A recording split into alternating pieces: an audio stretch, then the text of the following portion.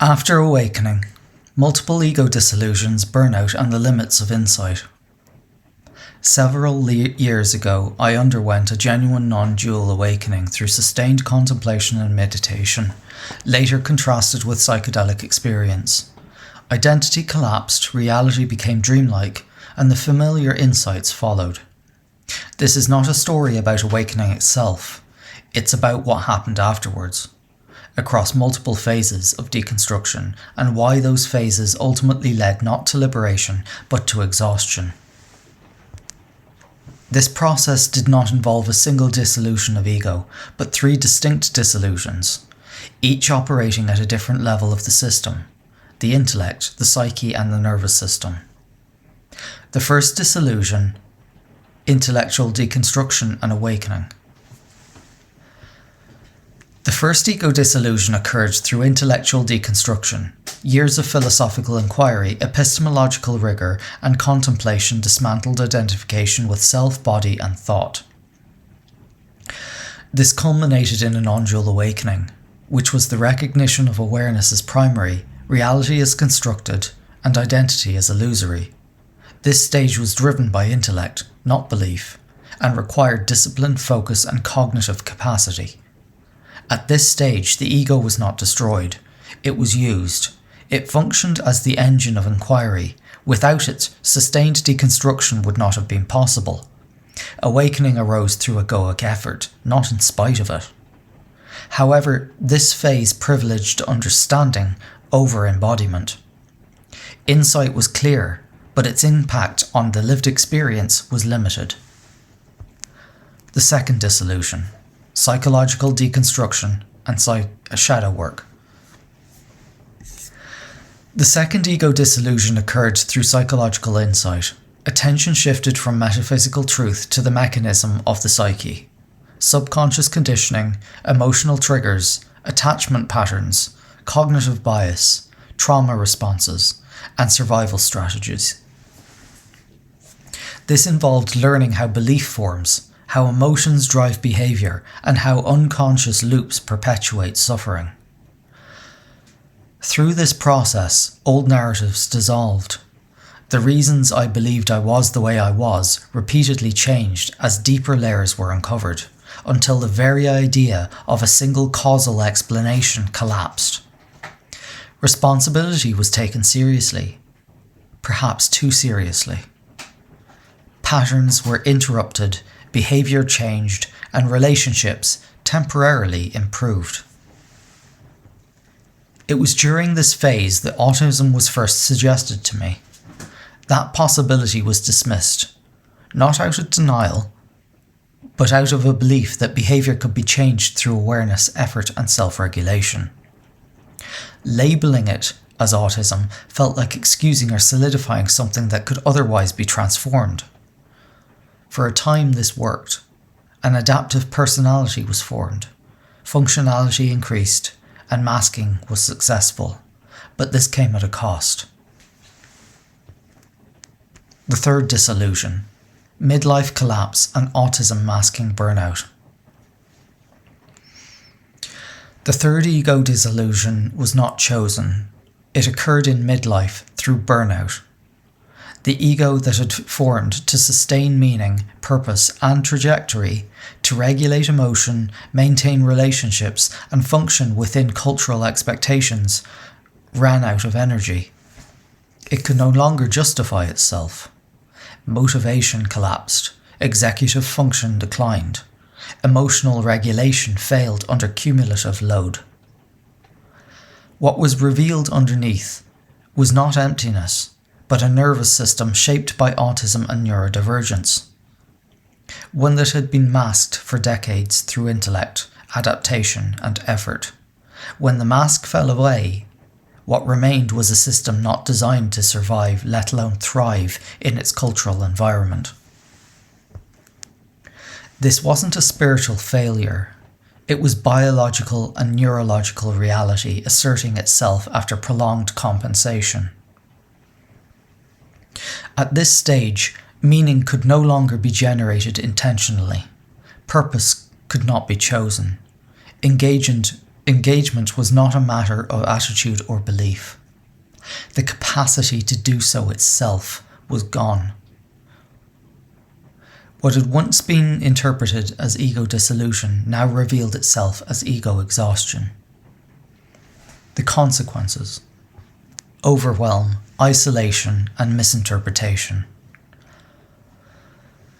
With the loss of masking and regulatory capacity came heightened sensitivity to emotion, complexity, relational dynamics, and informational load.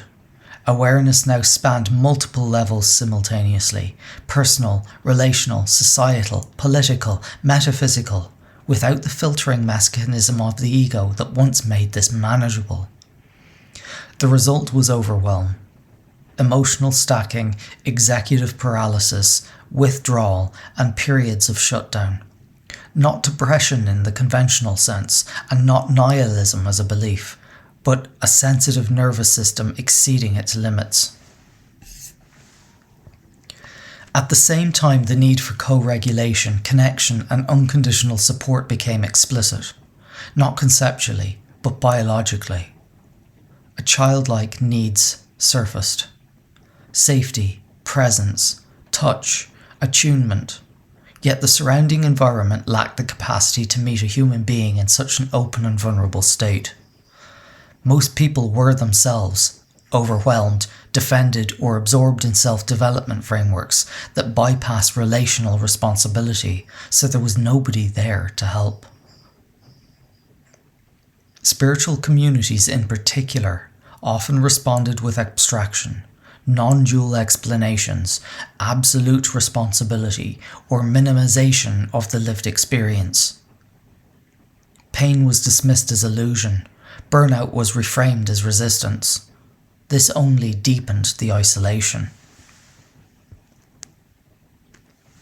Relational catalyst: heart opening and the cost of vulnerability. There was, however, a specific relational catalyst that accelerated and clarified this entire phase, and that was the opening of the heart into love. During this period, I opened my heart with someone, and that experience marked a decisive shift. It wasn't romantic idealization or projection in the conventional sense, but a genuine heart opening that dissolved long-standing emotional defenses. For the first time, vulnerability was no longer optional or suppressed by the intellect. The nervous system opened into felt connection, care, tenderness, and longing. This heart opening had immediate effects beyond the personal. It deepened the emotional bonds within my spiritual circle. Love became more explicit, more embodied, more present between us. There was warmth, affection, shared presence, and a sense, briefly, that something genuinely human and reparative was forming. People felt safer, more seen, less required to perform or be anything in particular.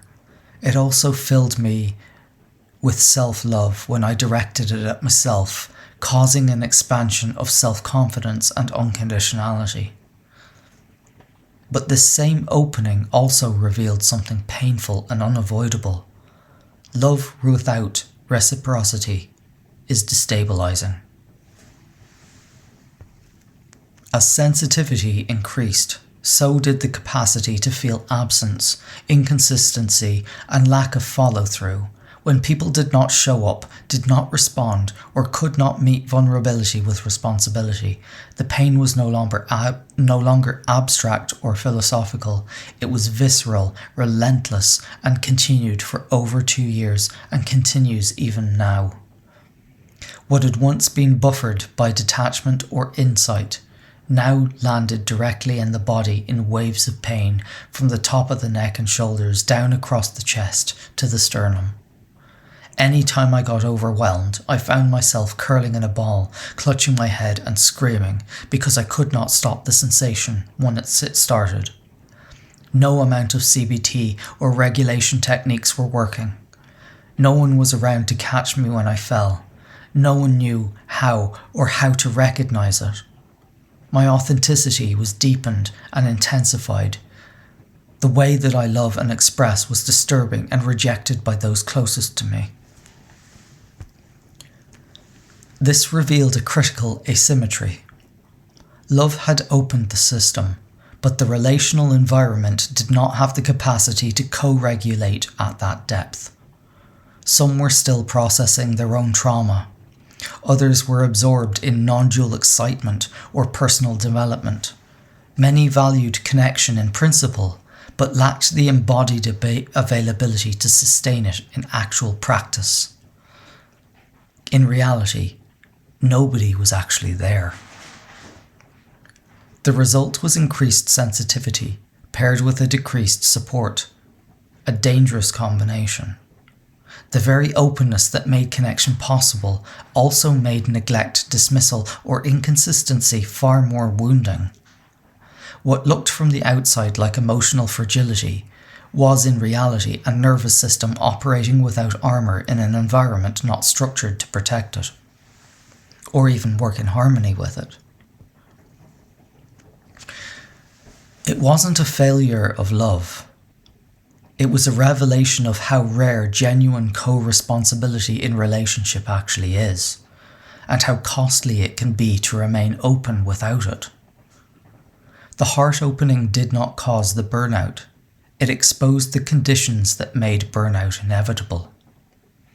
It showed unmistakably that insight without relational infrastructure cannot sustain vulnerability, and that love, once awakened, cannot simply be closed again without a cost.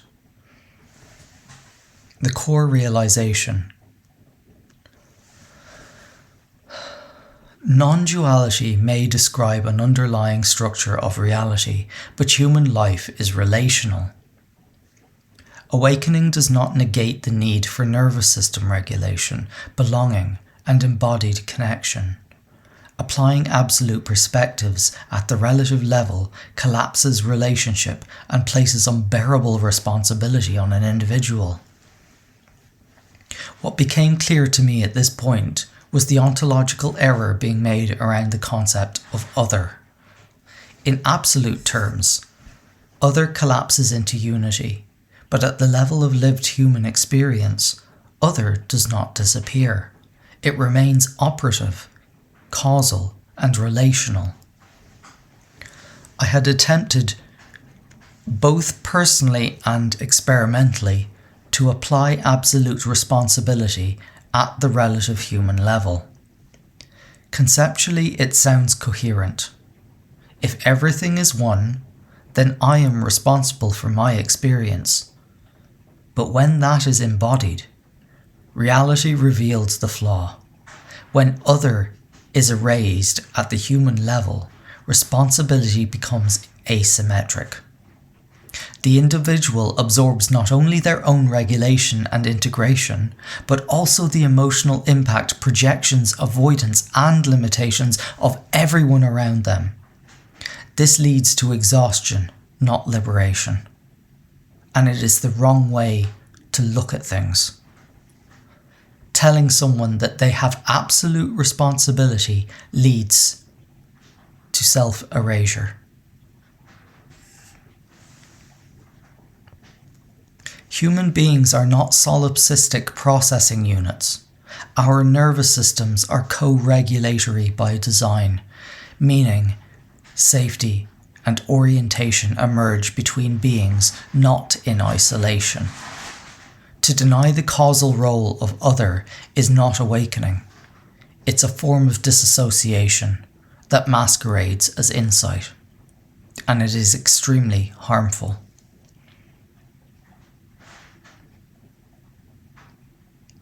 Taking responsibility for everybody else's discomfort at my existence is carrying the burden of their emotion on my shoulders.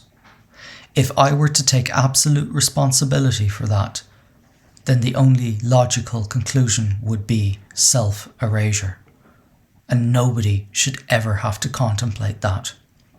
This is why I say, when someone is told that they must take absolute responsibility. Absolute is for the absolute level, not the human level.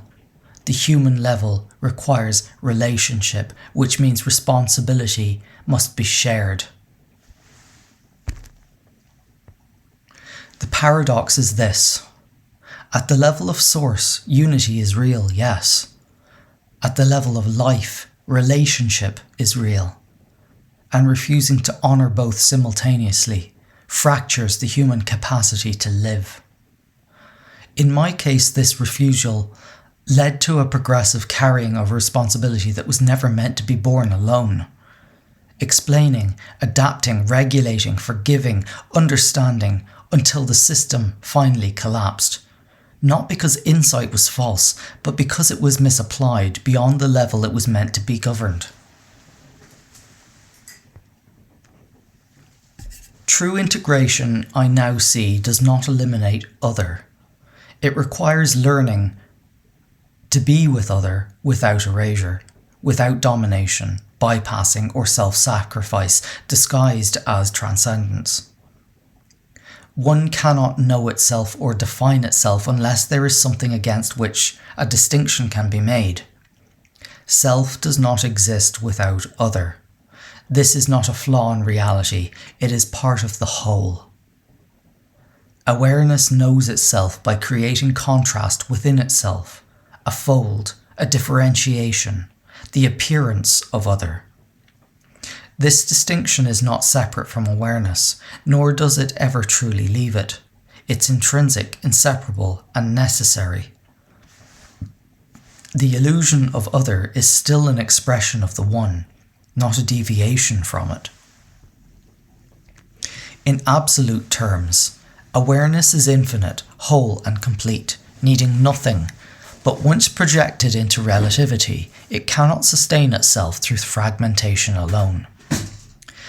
A living system cannot survive by isolating, dismissing, or denying its own parts.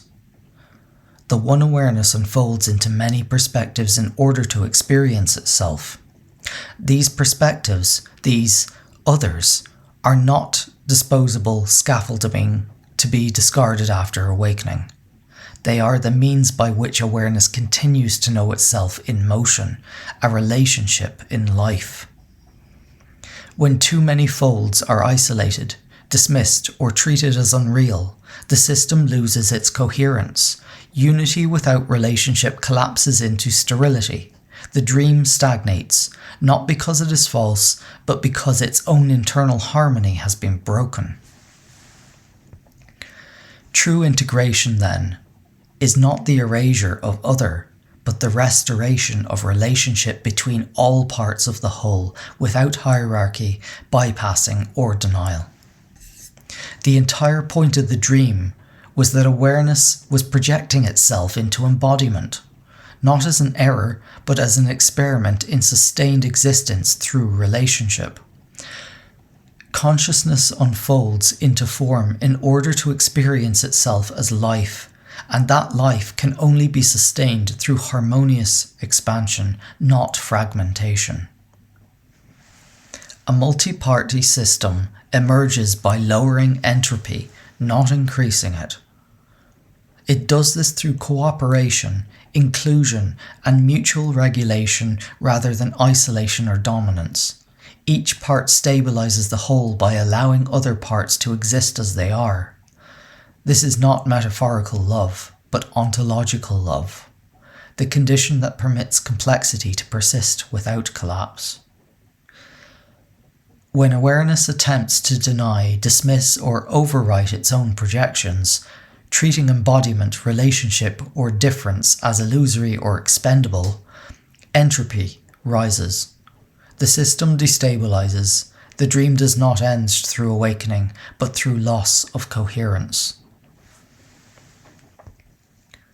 To allow everything to be, without hierarchy, without bypassing or erasure, is love. Not sentimentally, but structurally. It's the only condition under which the dream can continue to unfold. Love is why it is, at all. What has unfolded here is not regression, and not a refusal to integrate. It's the recognition that integration requires infrastructure, biological, relational, and cultural, and that insight alone cannot provide it. At this stage, there's little interest in further deconstruction, peak states, or metaphysical explanation. What remains is a need for slowness, safety, and real human presence. Not to transcend life, but to make it livable again. If there are moments of withdrawal, silence, or apparent disengagement, they are not expressions of apathy or despair. They are signs of a system protecting itself after prolonged overextension. Awakening revealed what is true, and burnout revealed what is necessary. Integration now depends not on insight, but on care and embodiment. Reality is reasserting itself after the mind has exhausted its capacity to mediate it. Trying to navigate and cater for infinity when we were never designed to navigate that level of complexity. When the conceptual scaffolding collapses and there's no energy left to rebuild it, the lived world stops being buffered and reduced into nice navigable packages and choices.